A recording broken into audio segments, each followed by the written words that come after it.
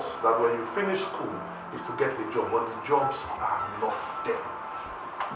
So the first challenge we have as a country is overpopulation.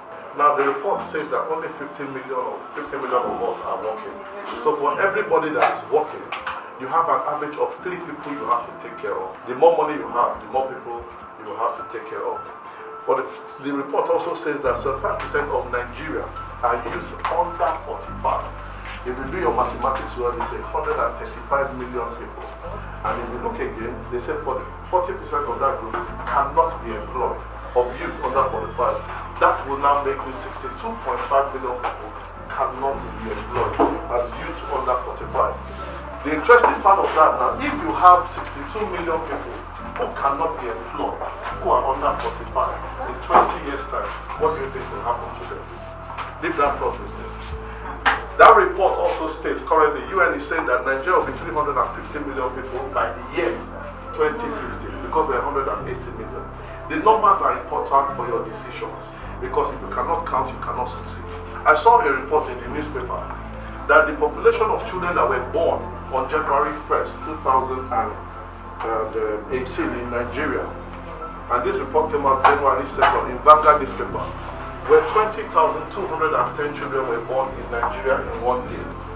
Now this does not include the children that were born in the villages, does not include the children that were born in maybe in churches. These were the ones that were registered in hospitals. So now if you do your calculation, now, if 20,000 children were born in one day, in 1 year, there will be 7.3 million children added to our population. The Republic of Trinidad and Tobago is a country of 1.3 million people. So that means Nigeria can reproduce Trinidad in 3 months.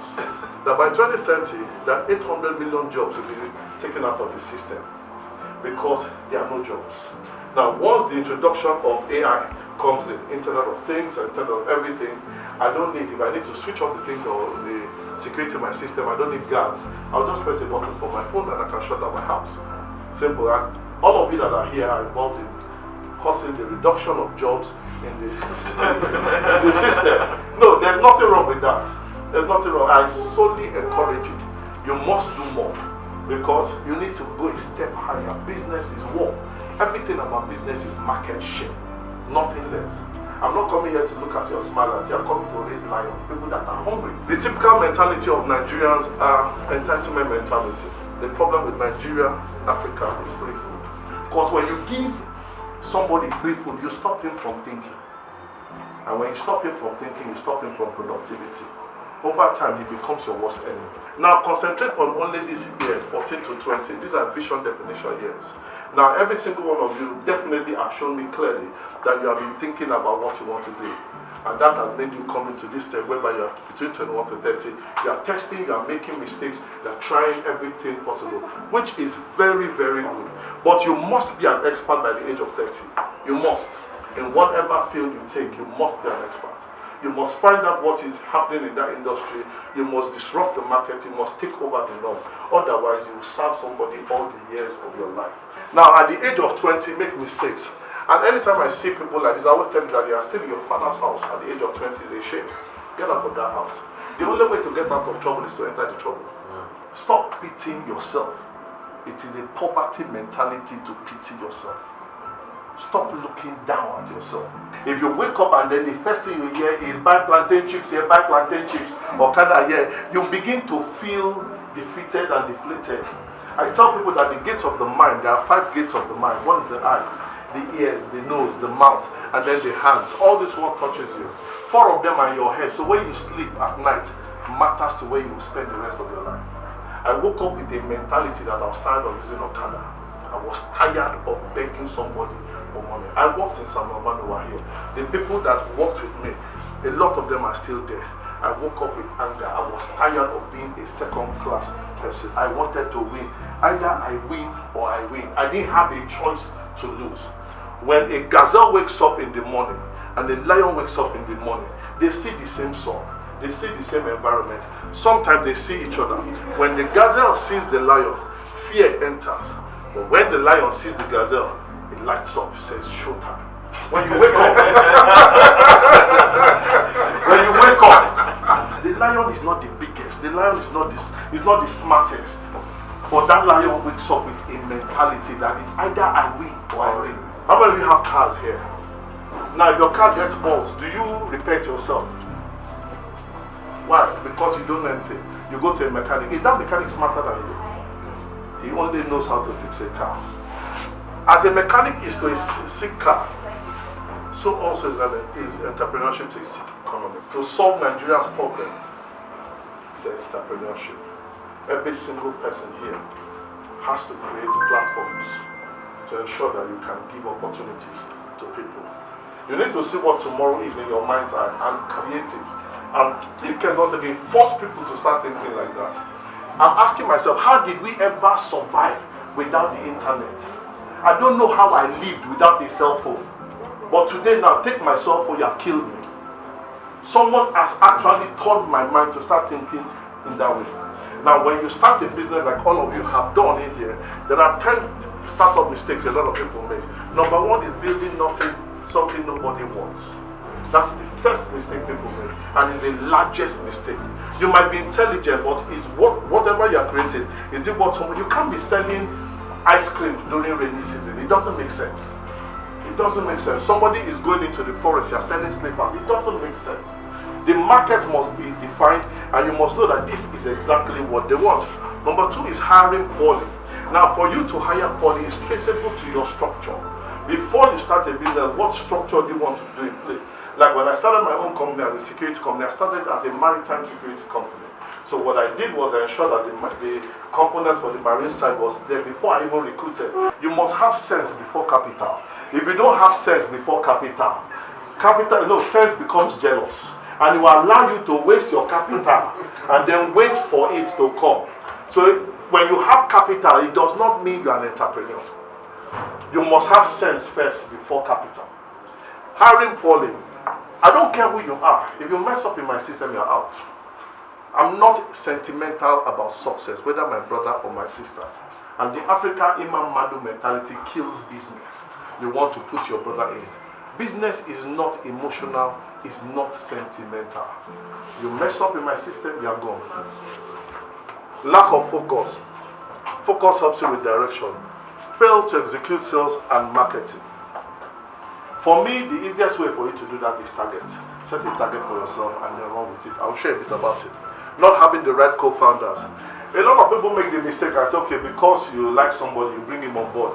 Anybody you want to bring on board your system, if the person is not adding value, don't put him there. And if you are the major shareholder, please ensure you have at least minimum of 85%, except the person is bringing equity. Because once that person gets more than 5% of your company, you will need the person to sign in the bank. And once that person can sign in the bank, God help you, he has major stake in there, whether 5% or 6%. So you must always control what happens in that system at all times. You are the entrepreneur, you are the one that has the intellectual idea. If the person is bringing money, how much money can you turn out as a business in the next 1 year? And if you can bring out 100 million and the person is bringing out 50 million, you can't give the person money. You can't give the person too much shares. Otherwise, you'll be sleeping in himself and direct you on what you do with your business. So don't get intimidated when somebody has money in your business. Chasing investors instead of customers. Now, it's a mistake. It is the customers that will bring the business. And then when the business comes, investors will look for you. You have a business plan, you don't look for investors, If you don't have customers, the investors will hold you to ransom. So look for the customers first. Never having enough money, that is unplanned. Sometimes you need to scale your business. What level do I want to start with? You have maybe, like me, when I started my business was supposed to start with a share capital of 10 million, the security company. I couldn't do 10 million share capital. And to do 10 million share capital would cost me 400,000 naira to register. Now what did I do? I scaled it to 1 million share capital without putting the acronym security. Because once you put security, you need that 400,000. So when I did 1 million share capital, I could only use 60,000 naira. So I registered it at 60,000 naira.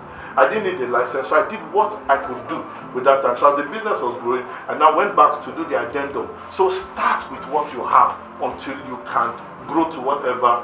That's why the hub is an exciting place. You don't have money to go a full office, fine. Take a space here, collocate, and then network with people, because all the people you need here, you will need them now and in future.